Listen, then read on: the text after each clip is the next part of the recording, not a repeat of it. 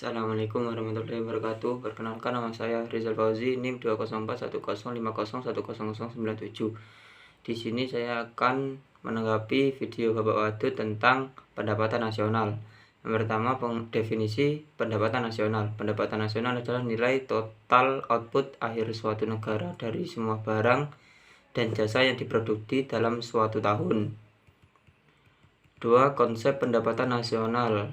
Produk domestik bruto, produk nasional bruto, produk nasional neto, pendapatan nasional neto, pendapatan perseorangan, pendapatan yang siap dibelanjakan.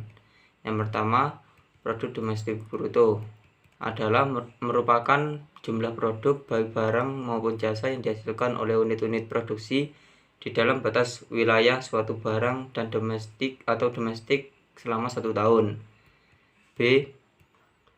Produk nasional bruto adalah nilai produk baik barang maupun jasa yang dihasilkan oleh penduduk suatu negara selama 1 tahun, termasuk yang dihasilkan oleh warga negara tersebut di luar negeri.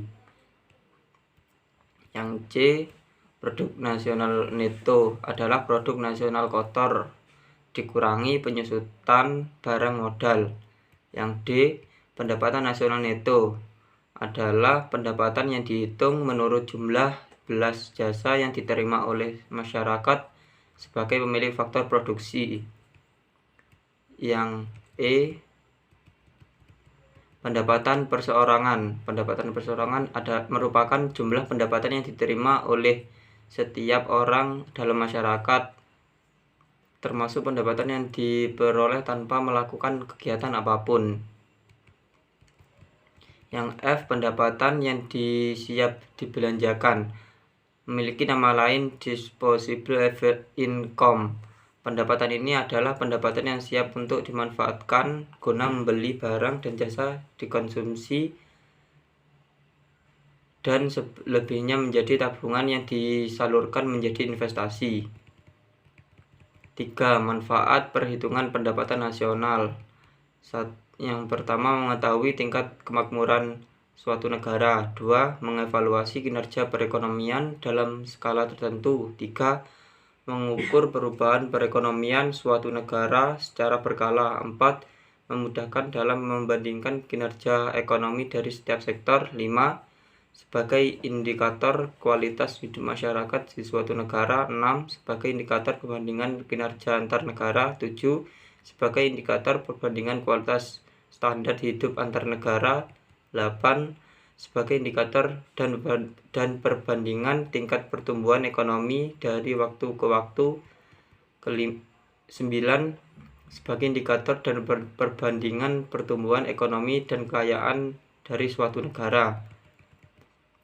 4. Macam-macam metode perhitungan pendapatan nasional.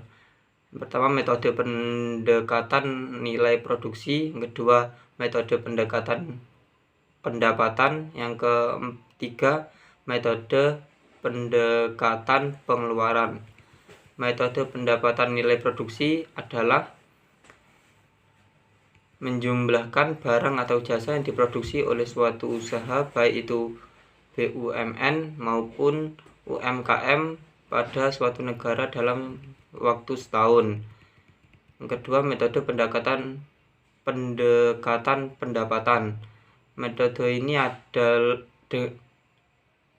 dengan menghitung jumlah pendapatan dari berbagai faktor produksi yang memberi sambungan terhadap faktor proses produksi. Yang ketiga, metode pendekatan pengeluaran. Metode pendekatan pengeluaran asal berjumlahkan semua pengeluaran dari rumah tangga, perusahaan, pemerintah, dan masyarakat pada periode tertentu. 5. Pendapatan nasional dalam perspektif ekonomi Islam. A. Pendapatan nasional harus dapat mengukur penyebaran pendapatan individu rumah tangga. B. Pendapatan nasional harus dapat mengukur produksi dari sektor pedesaan. C. Pendapatan nasional harus dapat mengukur kesejahteraan ekonomi Islam. D. Perhitungan pendapatan nasional sebagai ukuran dari kesejahteraan sosial Islami melalui pendugaan nilai santunan antar saudara dan sedekah.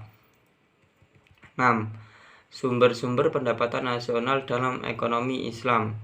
Yang pertama, ghanimah, yang kedua, sedekah, yang ketiga, infak, yang keempat, zakat, yang kelima, yang keenam, jizyah, yang ketujuh, harja, yang ke-8 pajak tambang dan harta karun, yang ke-9 wakaf. Mungkin cukup sekian dari saya. Wassalamualaikum warahmatullahi wabarakatuh.